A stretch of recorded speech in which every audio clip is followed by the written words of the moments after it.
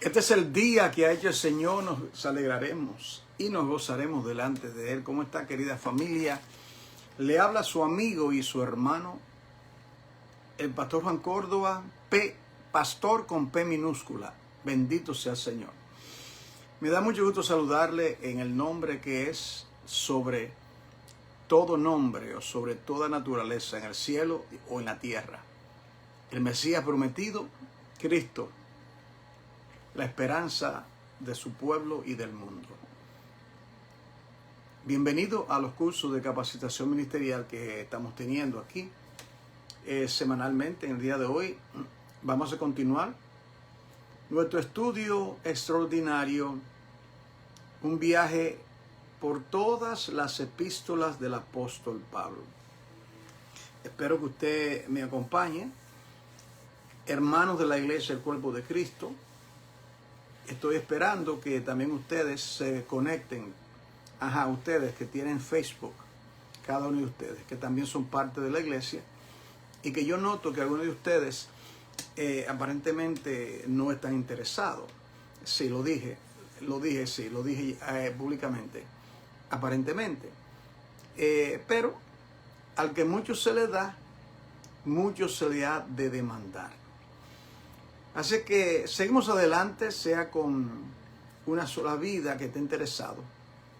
Yo estaré dispuesto a compartir las inescrutables riquezas del Evangelio de nuestro Señor Jesucristo. Nos encontramos en las epístolas del apóstol Pablo, de quien hemos de hablar hoy en esta sección. Padre, en el nombre de Jesús, muchas gracias por tu misericordia. Gracias, Padre, que nos permite entrar en este estudio glorioso de tu palabra. Te pido tu ayuda, tu asistencia, porque sin ti, sin tu ayuda, sin tu presencia, nada podemos hacer. Tú eres el dueño del universo, eres el dueño, el Redentor, quien compró la iglesia a precio muy caro, más caro que el oro y la plata y las piedras preciosas, la sangre del Mesías prometido Jesús. Gracias por este Salvador tan poderoso y competente que nos libra de la ira venidera. Asístenos, en el nombre de Jesús oramos, amén. Bien, familia,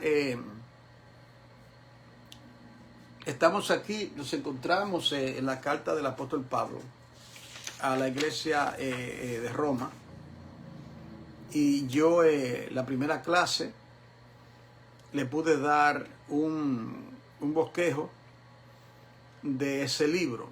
Hay muchos bosquejos de qué manera podemos tomar los 16 capítulos de la carta a los romanos, y yo le di un bosquejo. Un día de esto se lo voy a poner en mi página para que ustedes también lo puedan tener. Estuvimos viendo muchos aspectos de la carta de Pablo, pero después que terminé la clase me di cuenta que algo que en realidad debía hacer antes de comenzar la clase era hablarle por un tiempo, tomar una clase o dos para hablarle de esta persona, del apóstol Pablo, el escritor. Escuchen bien, el escritor, no el autor. Conoce la diferencia, ¿verdad? Es un error decir, el apóstol Pablo fue el autor de las... No, él no fue el autor. Autor significa origen. Pablo, esto no fue una idea de Pablo. No es como un hombre que escribe un libro o una biografía. Aquí entre estos libros, yo tengo un libro muy, pero muy grande, que es sobre Jesucristo. Lo comencé a leer hace 2 años. Tengo que este verano proponerme leerlo para aprender muchas cosas ahí. Eso es historia, eso es muy importante. Pero ese escritor de mucha competencia no fue inspirado. Él es autor, un autor humano, no inspirado. Pablo es el escritor humano, pero inspirado. Espero que esté claro. En el día de hoy yo quisiera tomar este tiempo para hablar de quién fue el apóstol Pablo, siendo que cuando se escribe un libro, usualmente en la tapa o la contratapa usted encuentra una reseña biográfica de ese escritor. Quién es, su preparación académica, de qué país es, cuántos libros ha escrito, etcétera, etcétera. En cuanto al apóstol Pablo, hay que decir muchas cosas. Como persona fue un hombre extraordinario.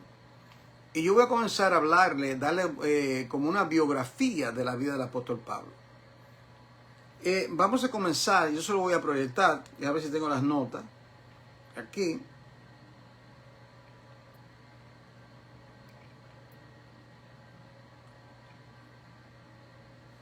No sé si ustedes pueden verla. Denme un segundo, hermano, para yo buscar mis notas.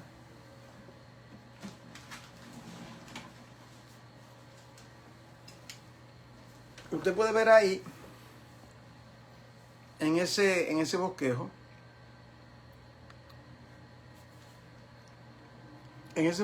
de la vida del apóstol Pablo. Déjame ver si encuentro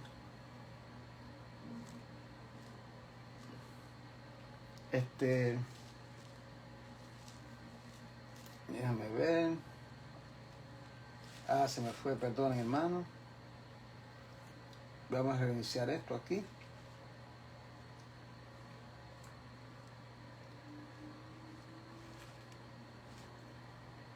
Entonces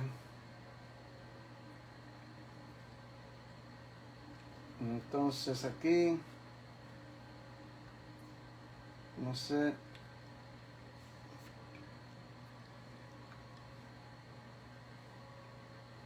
Ustedes me disculpan, hermanos, que la nota principal no le he podido. Déjame ver una cosa.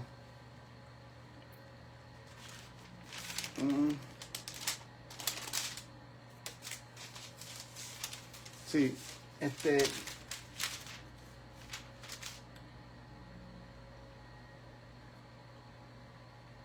usted puede ver aquí bosquejo de la vida de Pablo.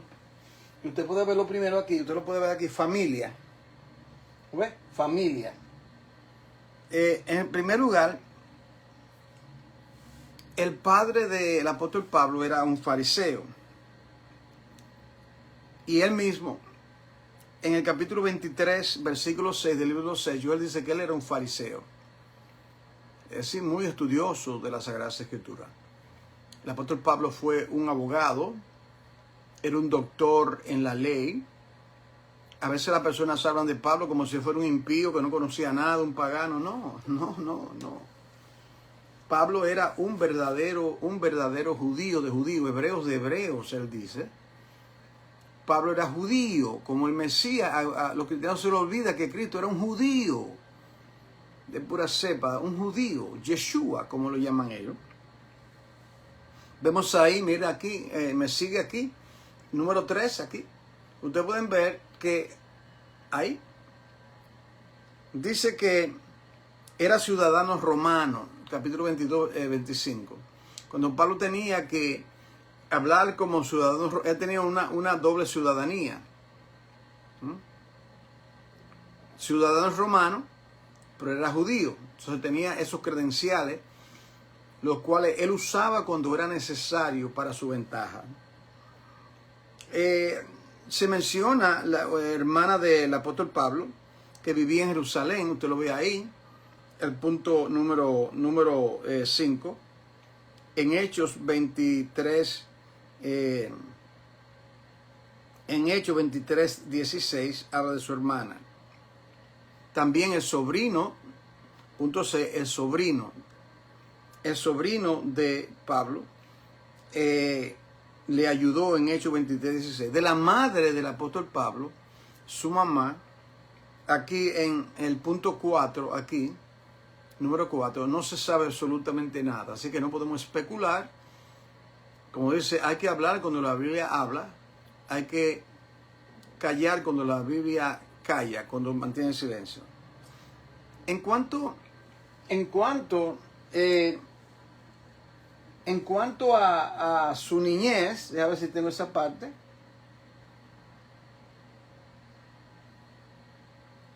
Número 7. Un benjamita de la tribu de Benjamín. Hechos 22:3 era de Tarso, Saulo de Tarso. Sabemos su origen.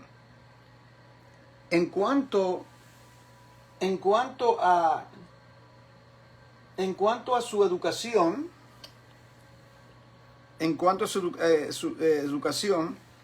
aprendió a hacer tienda y estudió con Gamaliel. La costumbre judía era que las personas estudiaban académicamente, se preparaban, pero también ellos tenían un oficio manual, por si acaso, ¿ves? Es decir, si de alguna razón no podían estar en su carrera como abogado o lo que sea, ellos entonces tenían con qué sostenerse. Pablo hacía tienda, tenía esa habilidad de hacer tienda, pero naturalmente era un hombre muy, pero muy educado. Es como decir, estudiar aquí en los Estados Unidos, en Harvard o en Columbia, la Universidad de Harvard o Columbia, que tiene mucha reputación aquí en los Estados Unidos, en Nueva York. Entonces Pablo era sumamente preparado, sumamente educado. Es decir que el Señor, algo hermoso que uno aprende, es que el Señor quiere usar diferentes vasos.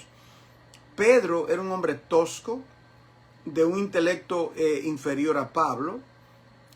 Pedro se ve que no era un hombre letrado, versado, buen leído, documentado.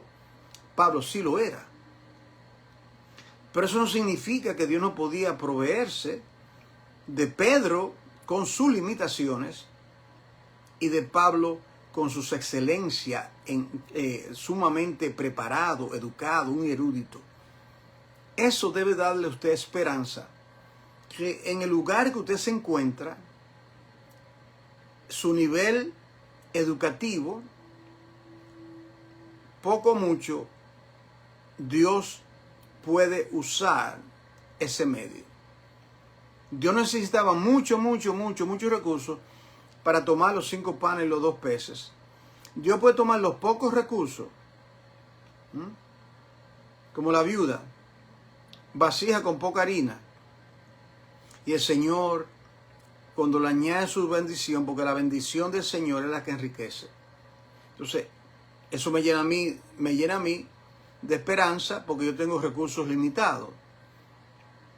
Mi intelecto, la manera de yo pensar, razonar, explicar la Biblia, yo tengo muy limitado. Por eso necesitamos constantemente pedirle al Señor que nos dé de sus recursos, porque los míos son limitados. Los del Señor son ilimitados. Él es la fuente, todas mis fuentes están en Él. Y de esa fuente que nosotros, de su plenitud, familia, de su plenitud, de su poder, de su espíritu, es que nosotros tomamos para nosotros entonces funcionar. En cuanto a su juventud, era uno de los principales perseguidores. En su juventud, Hechos 9, era el joven, habla del joven Saulo. Era un perseguidor de la iglesia. Es más, estaba presente cuando Esteban fue apedreado. Saulo de Tarso, estaba presente. Eso está en Hechos 7:58. Porque ahora hablemos aquí, te lo veo aquí, el punto E, dice aquí su conversión, que fue cerca de Damasco, Hechos capítulo 9, versículo 3. ¿Lo ve ahí? vio una luz brillante, dice capítulo 22, versículo 6, una luz brillante, quedó ciego, Hechos 9:8.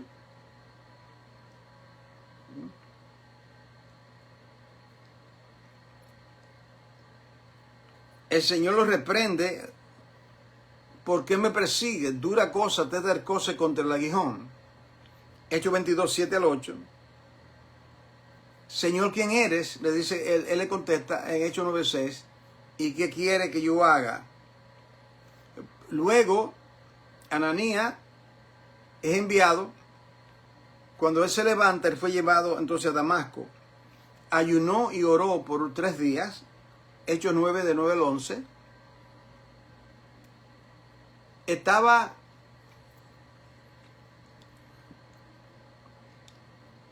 no creo que fue la luz del sol que a él lo encegueció. Era algo divino. Había un propósito en la ceguera del apóstol Pablo. Era para que él se reencuentre. Yo no opino, no creo que fue la luz solar ni la luz del Señor que lo encegueció. Yo no creo, sino que el Señor le permitió perder su vista por esos 3 días para que tuviese un encuentro con sí mismo, una reflexión. Esos 3 días, lo que le había acontecido fue un evento trascendental en la vida de él, impactante. Entonces, anteriormente él era iluminado por la luz escolástica, si usted me entiende. La luz de la interpretación en la escuela de Gamaliel. Defectos en esas luces. Ahora recibe la luz de Cristo. Le alumbra la luz de Cristo. Los ojos del entendimiento son iluminados, como él dice. Y ahora un nuevo comienzo en la vida de él, un nuevo inicio para la obra que Dios le tenía preparado. Ananías fue enviado. El Señor le habla a Ananías en Hechos 9:11 y le dice, sí, vete, porque instrumento escogido me es este. Hechos capítulo 9, versículo 18, como todo fiel creyente, él fue bautizado. ¿Qué pasó entonces? Aquí tenemos la niñez, su educación, su juventud, su conversión. Déjame ver si podemos ampliar un poco aquí.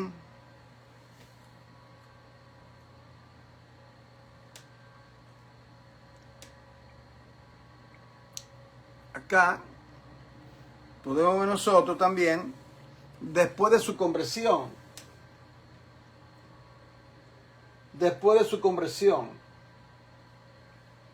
Entonces vemos nosotros aquí,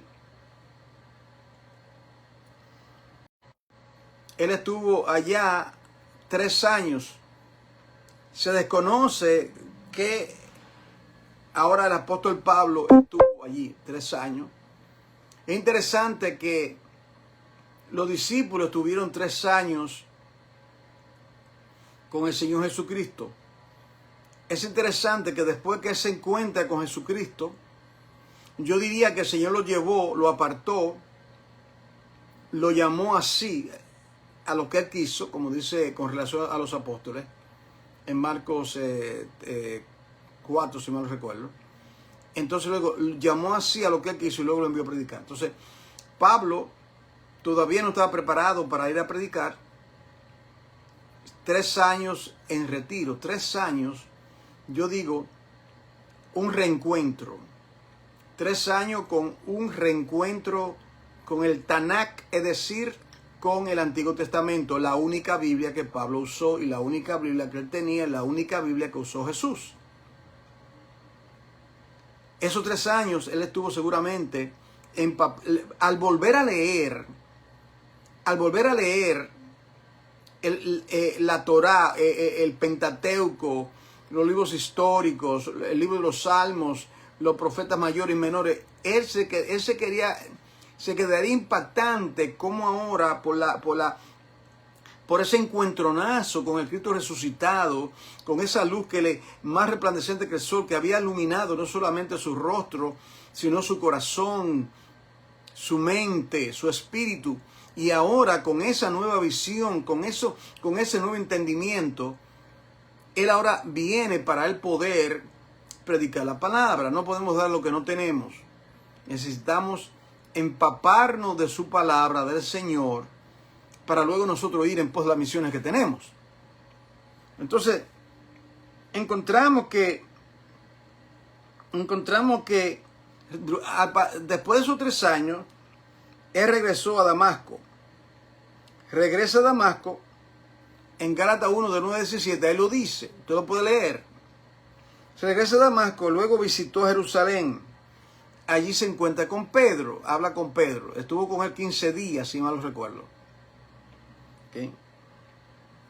Cuando él quería visitar una iglesia, la iglesia desconfiaba de él, Hechos 9:26, porque, claro, era un perseguidor. Un perseguidor. ¿Cómo va a ser? Este seguramente es un lobo que quiere vestirse de oveja para dispersar y destruir la grey. Entonces luego el Señor les revela que no, que era un hombre completamente cambiado. Él fue ayudado por Bernabé en Hechos 9:27 y comenzó la persecución en Hechos 9:29 persiguiendo ahora al apóstol Pablo. Por medio de una visión, él parte de ese lugar en Hechos 22:17. Hechos 9:30, él va a Tarso, su ciudad natal, y fue Bernabé quien llevó a Pablo a Antioquía en Hechos 11:25. Ahí es de Antioquía. Usted ve en Hechos 13 que es que el Señor lo llama a su primer viaje misionero. Ya el Señor le había hablado y le dice, porque primeramente le voy a mostrar cuán necesario que padezca por mí. Le dice también, él va a ser un instrumento escogido para llevar mi palabra no solamente a los judíos, sino también a los gentiles, hasta los últimos confines de la tierra. Entonces vemos nosotros también que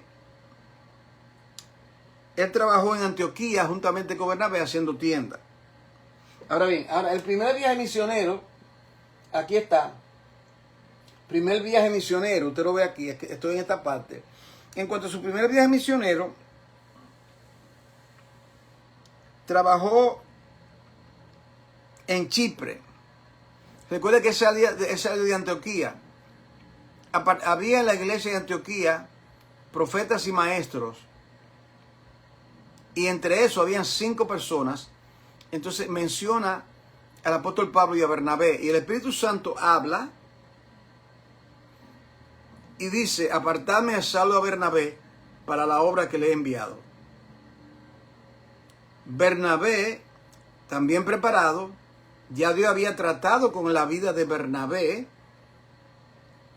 No tuvo una experiencia dramática como el camino de Damasco. No era el apóstol Pablo. Usted entiende, hermano, no tenemos que ser como otros, no tenemos que imitar a otros. Solamente a Cristo, naturalmente. Pero el Señor nos encuentra en el lugar donde estamos, con la capacidad que estamos, y deberemos superar más y más, aprender más y más, ser un instrumento afilado, preparado, capacitado para la obra que el Señor nos encomienda. Entonces, trabajé en Chipre, en Salamina, en Pafos, predicando. Se dice que el procónsul se convirtió, un procónsul, una persona gubernamental, en Hechos 13:12. Ahí el nombre de Saulo es llamado Pablo, Hechos 13:9. Cuando llegan a Perge,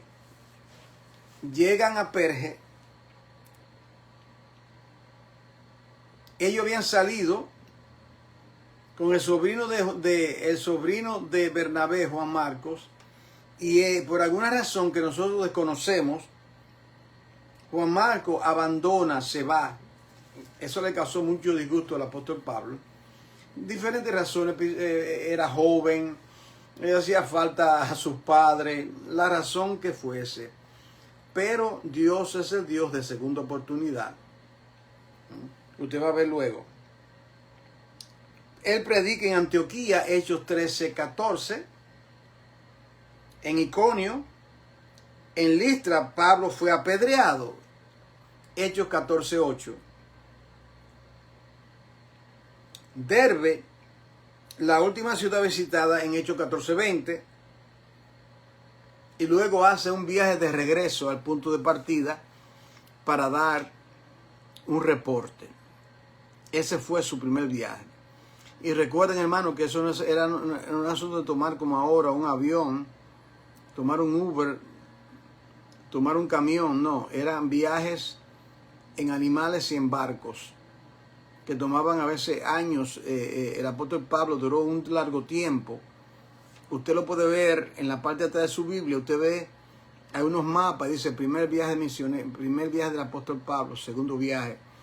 Estudie eso y tome la Biblia y haga esa comparación. Es muy edificante ver cómo el Señor lo llevó de lugar en lugar, las experiencias que él tuvo en cada lugar, las almas que fueron salvas en cada lugar, la persecución que hubo en cada lugar, la manifestación del poder de Dios haciendo milagros, prodigios y maravillas, y sobre todo eso, el mensaje potente del Evangelio, que es salvación para vida. Y esas vidas se convirtieron al Señor. Ahora, el segundo viaje misionero del apóstol Pablo, no sé si lo tengo aquí, déjame ver. Sí, el segundo viaje está aquí. El segundo viaje misionero del apóstol Pablo. Ok. Él va a Siria y a Cilicia. Hechos capítulo 15, versículo 41. Miren los puntos donde está visitando. En Listra, Pablo conoce a un personaje llamado Timoteo. En Hechos dice, había un discípulo, y me gusta mucho como dice de Timoteo. Cuando Timoteo es introducido en la página del Nuevo Testamento, dice, había un discípulo llamado Timoteo. No dice, era joven. Me gusta mucho porque no dice, había un joven llamado Timoteo, y lo era. Había un creyente llamado Timoteo, no, y lo era. Dice, un discípulo. ¿Qué es un discípulo? Un seguidor del Mesías. Se dice que la madre de Timoteo era judía y su padre era griego. Y la manera que él fue educado fue que aprendió las escrituras desde su niñez de boca de Loida y de Eunice, la madre de Timoteo y la abuela de Timoteo. Querido hermana, si tu marido es inconverso y tú eres creyente, Dios te delega a ti el cuidado de ellos para que discipule a tus hijos. ¿Quiénes fueron las que discipularon a Timoteo? ¿Quiénes fueron? No fue Pablo. Pablo continuó ese discipulado con él, pero fue su mamá y su abuela. Así que si alguna abuela está escuchando este estudio, usted, como hija de Dios, Dios le delega. Si no está el papá, Dios quiere usar su vida para que usted extienda su conocimiento a sus nietos, a sus hijos, sean mayores o jóvenes. Gran responsabilidad.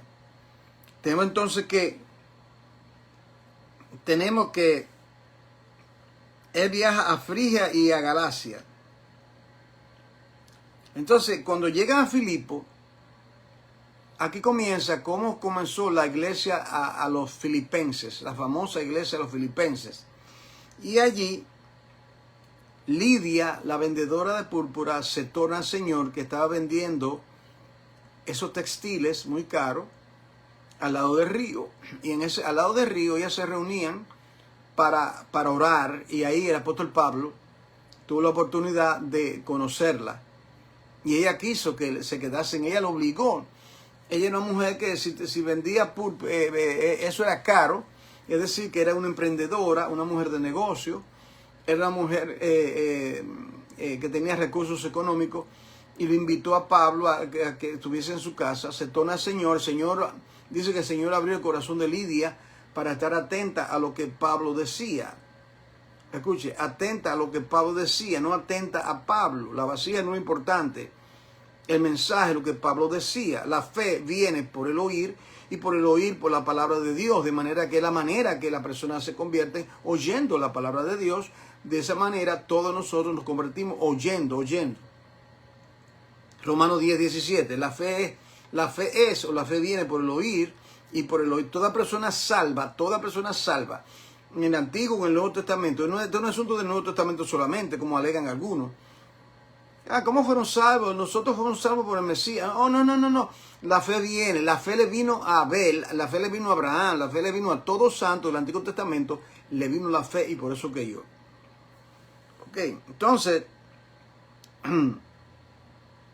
ahí con Lidia, el carcelero de Filipo, y la muchacha con espíritu demoníaco, con esos tres componentes se comenzó la iglesia de Filipo, la iglesia de los filipenses. Y él escribe a los filipenses esa carta, la carta del gozo, cuando él estaba encarcelado. Él escribe la carta a los filipenses, una de las cartas de las prisiones, como lo hemos de estudiar quizá el próximo año. Entonces, luego, ¿usted recuerda el carcelero de Filipo? Ellos estaban en el calabozo de más adentro, cantaban himnos a Dios y los presos lo oían. De repente hubo un terremoto, las cadenas de los presos cayeron al suelo. El guardián, el carcelero, toma la espada, se quiere quitar la vida. ¿Por qué se quería quitar la vida? Porque él sabía que si se escapan los presos, él tenía que pagar con su propia vida, lo iban a crucificar. Y él dijo, antes que me maten, yo me quito la vida, cometo suicidio. No te haga ningún mal, dice Pablo. Todos estamos aquí. Increíble. El Señor, estos presos estaban ahí. Esos presos estaban ahí porque habían cometido algún delito. Entonces, el Señor no lo iba... ¿Usted me está entendiendo? El Señor, déjame explicarlo de esta manera. A veces hay personas que cometen un delito, comprobado, que entonces quieren que lo saquen de la cárcel. No, usted debe pagar por su delito. Usted debe pagar por su delito. Entonces, hay padres, si uno de nuestros hijos cae preso, lo natural es que salga de la cárcel. Ay, mi pobre hijo. Pero, hermano, si su hijo cometió una infracción de la ley, él debe pagar por sus hechos, ¿usted entiende? Usted debe de visitarlo, traerle comida, ayudarle. Pero él cometió un delito, él rompió la ley, completó la ley. Usted quiere que la cosa se le sea fácil. Note usted que el Señor no le quitó la cadena para que ellos se escapasen. ¿Usted me está entendiendo? No. Ellos permanecieron ahí. El carcelero de Filipo se convirtió. Y luego Pablo le predicaron el evangelio y se tornaron al Señor. Ok. Entonces, él viaja. La iglesia de Tesalónica es fundada en Hechos 17. La iglesia de los tesalonicenses. Ya usted puede ver cómo es que Pablo establece las congregaciones. Es importante porque de todas esas congregaciones, la iglesia a los Corintios, la iglesia a los Filipenses, los hermanos de Colosas, de Éfeso, etcétera, todo eso tiene un origen. Y eso tiene que ver con los viajes misioneros del apóstol Pablo, previamente Saulo de Tarso. Entonces ahora es importante que nosotros tengamos un trasfondo bíblico, histórico, biográfico de la vida del apóstol Pablo, porque hemos de hablar de él directo o indirectamente al estudiar todas las epístolas del apóstol Pablo. Entonces ayer dimos una breve introducción, más bien antes de ayer, El lunes dimos una introducción a la carta del apóstol Pablo a los romanos y hemos de continuar con esa carta. Entonces vimos entonces también que él luego va a los creyentes de Berea, Hechos 17:11. Y hay un comentario que siempre se repite. Se dice algo muy halagador y dice que los creyentes de Berea, los bereanos, eran más nobles que los de Tesalónica. Oído, querida familia, hay nobleza. ¿Por qué el Espíritu Santo resalta esta característica? Dice, era más noble. ¿Por qué? Porque escudriñaban todos los días las Escrituras para ver si esas cosas eran así. Yo le digo a ustedes, no crean lo que le digo, no crean absolutamente lo que le digo si usted no lo ve en la Biblia, si no le hablo la Biblia. Cuídate de un predicador, de estos predicadores que se pasan dando vueltas por la congregación, la Biblia en el púlpito, y habla un testimonio, un chistecito, un aplauso. Eso no es predicar. Un verdadero predicador maestro lee la Biblia, explica la Biblia y aplica la Biblia. Si no lo hace así, esa persona no fue llamada a predicar. Es tan sencillo como eso. Pero a veces la iglesia quiere otras cosas, quiere chistecitos, quiere... Usted me entiende. Y por eso que no hay crecimiento espiritual en muchas iglesias. Bien, pero así es. Luego, él viaja a Atenas, de Berea va a Atenas, y ahí en Atenas él se encuentra con ese diálogo, con esos filósofos, el Areópago, al Dios no conocido, ¿ustedes recuerdan? Él caminando en el Areópago, era un lugar donde había diferentes altares a diferentes dioses. Y Pablo dice, yo estaba caminando y andando yo veo que ustedes son sumamente religiosos. Porque caminando y pasando por todo lugar he notado, y noté también un rótulo que dice, al Dios no conocido. Al Dios no conocido. A ese Dios no conocido, que ustedes no conocen, es aquel que yo conozco y se lo presento. Le presento a ese Dios no conocido. A Yeshua, como le llaman ellos, y que es más correcto. O Jesús, el Mesías judío que vino a salvar primeramente a los suyos. A los suyos vino y los suyos no le recibieron. A ese. Luego de esto, él tiene una visión en Corinto. Pasa a Macedonia, ayúdanos. Y la iglesia fue fundada. La iglesia de Corinto. Eso usted lo ve, Hechos 18, del 1 al 18. Pasa por Éfeso, una breve visita, Hechos 18, 18. Y luego comienza, ya ver si lo tengo.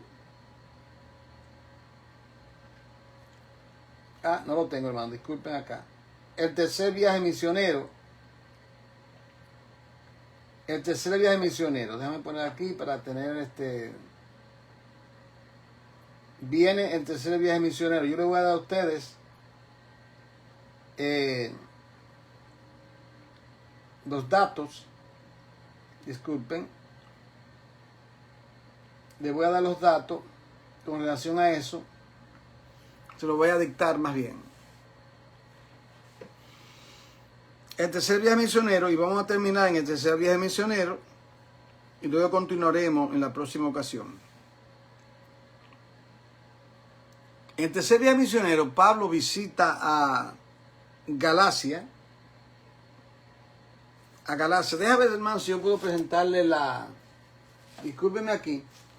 Yo puedo presentarle las notas para poder ayudarle.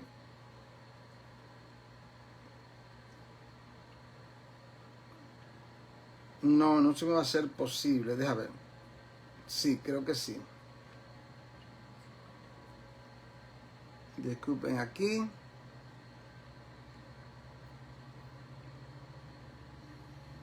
Entonces,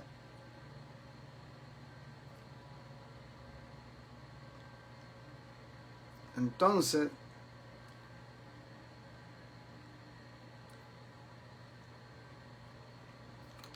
disculpen un momento, queridos hermanos, que quiero arreglarle esto, porque quiero que ustedes lo puedan apreciar. Ok. Ahora, no, todavía.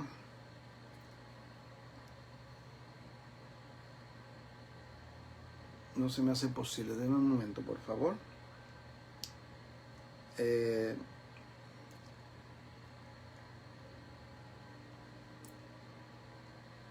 Sí, ahora sí. No creo que se ve un poquito. Ustedes disculpen, hermano, se ve un poco claro. Está bien soleado. Pero de todas maneras yo se lo voy a dictar. Disculpen eso, hermano. Se lo voy a tener que dictar.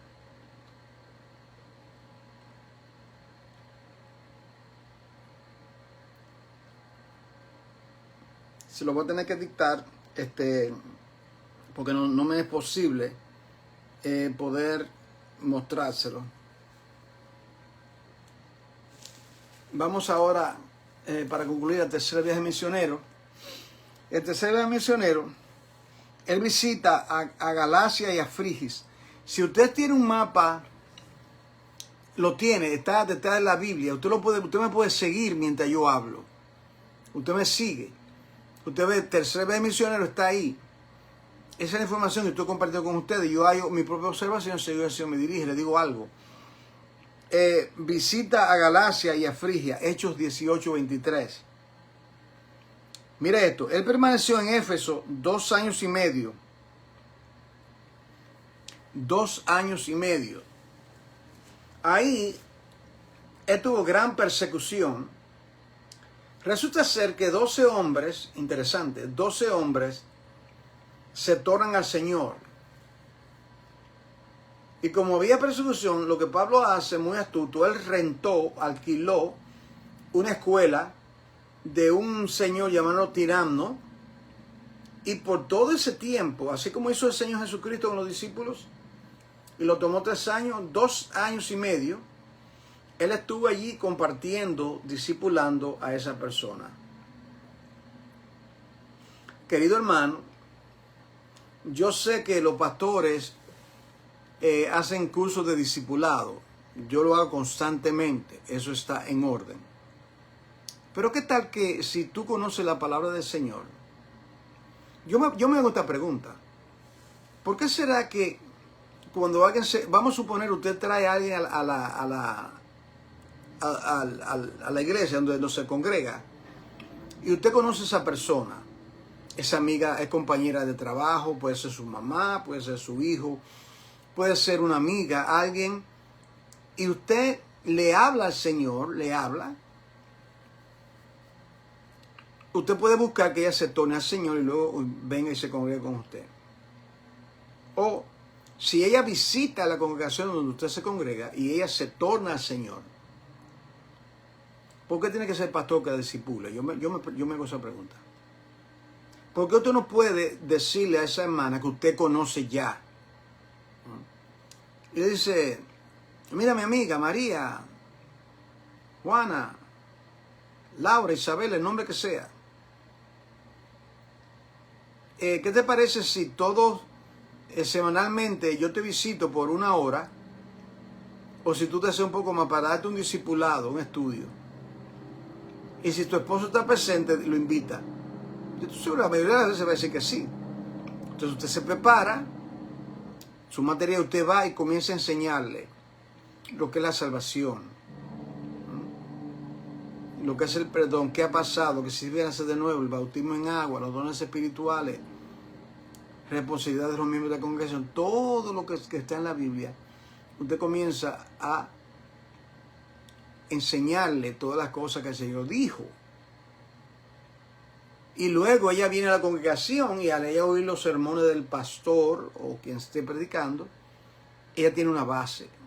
¿Usted me está entendiendo? Porque ella tiene más confianza porque la conoce usted.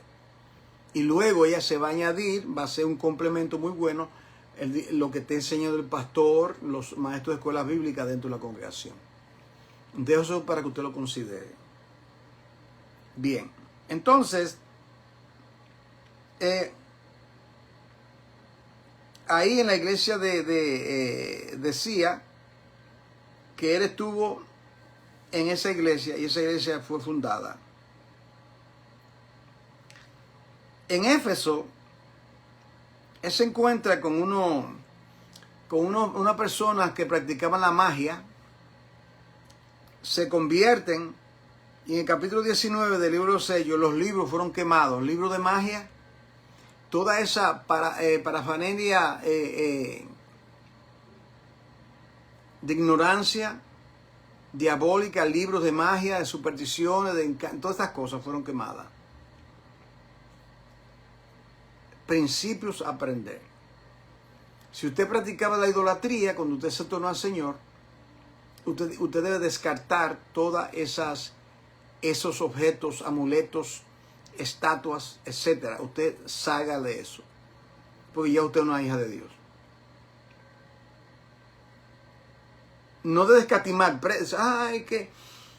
Es que esa estatua, mi mamá todavía, bueno, entonces usted quiere que ella siga en la idolatría. No, usted le explica, mira mamá, quien esté en la casa, mira, yo soy una hija de Dios, esto es idolatría. La Biblia dice que el Dios que servió es invisible, a un solo Dios, no es una estatua. Dios no puede ser una estatua hecha por un hombre, ¿entiende? Eso es irrazonable. Explicarle, eso simplemente, un hombre hizo eso. Eso no tiene ningún poder. Yo lo voy a remover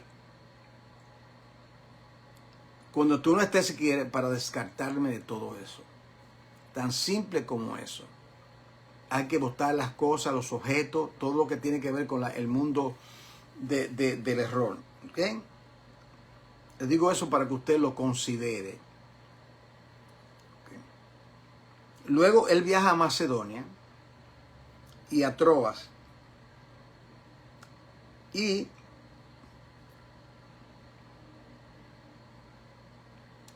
él está en Éfeso y llama a los ancianos, porque este sería su último viaje misionero, porque luego posteriormente él va a Jerusalén y luego de ahí va a Roma, donde él va a ser decapitado por la causa de Cristo. Entonces, él le dice: desde el día que yo vine entre ustedes, yo no he codiciado de ustedes oro y plata. Para esto mis manos me han servido. Y le dice: mire, de aún de ustedes, dice a los pastores, apacentar la grey de Dios que Cristo compró por su propia sangre. Porque se levantarán, de en medio de ustedes se levantarán falsos profetas que no perdonarán la grey, no tendrán misericordia de la grey. Ningún animal, cuando va a cogerle el cuello para devorar su presa, va a tener misericordia para comérselo. Se van a levantar falsos. Así es que cuiden la grey. Cuiden la grey. Y acuérdense, lo estoy advirtiendo, que de en medio de vosotros se levantarán falsos. Todo pastor sabe que periódicamente alguien con una falsa doctrina quiere levantarse y enseñar falsas enseñanzas. Si una persona en la iglesia, escuchen bien los hermanos que están escuchando, si en su iglesia, sea el pastor o alguien que esté ahí, usted no puede tolerar eso, fue una falsa doctrina. Yo no estoy hablando de una opinión, que si la pretribulación, que postribulación, eso son opiniones. Yo estoy hablando de una doctrina cardinal. Si alguien dice que Cristo no es suficiente Salvador, es una falsa doctrina. Si alguien dice que Cristo no es suficiente, necesitamos otras cosas, es una falsa doctrina. Si alguien niega a la persona del Espíritu Santo, es una falsa doctrina. Si alguien niega que Cristo retorna, es una falsa doctrina. O sea, si hay alguien que enseña eso, es falso. Entonces, eso no se puede quedar impune. Si ese pastor, usted debe hablar con los otros líderes. O mejor todavía, usted debe pedirle una cita al pastor y con amor, con respeto, con la Biblia en la mano, dígale su postura. Y si él niega eso, dígaselo a los líderes, los demás, los diáconos. Si niega eso, entonces usted tiene que marchar en paz. Entonces, pastor, como no se quiso escuchar lo que yo dije, usted dijo tal cosa, yo encuentro en la Biblia que eso es falso.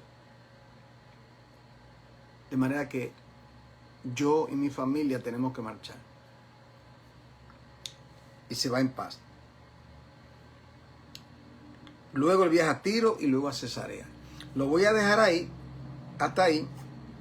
Y luego veremos lo que pasa en Jerusalén, en Cesarea, su viaje a Roma.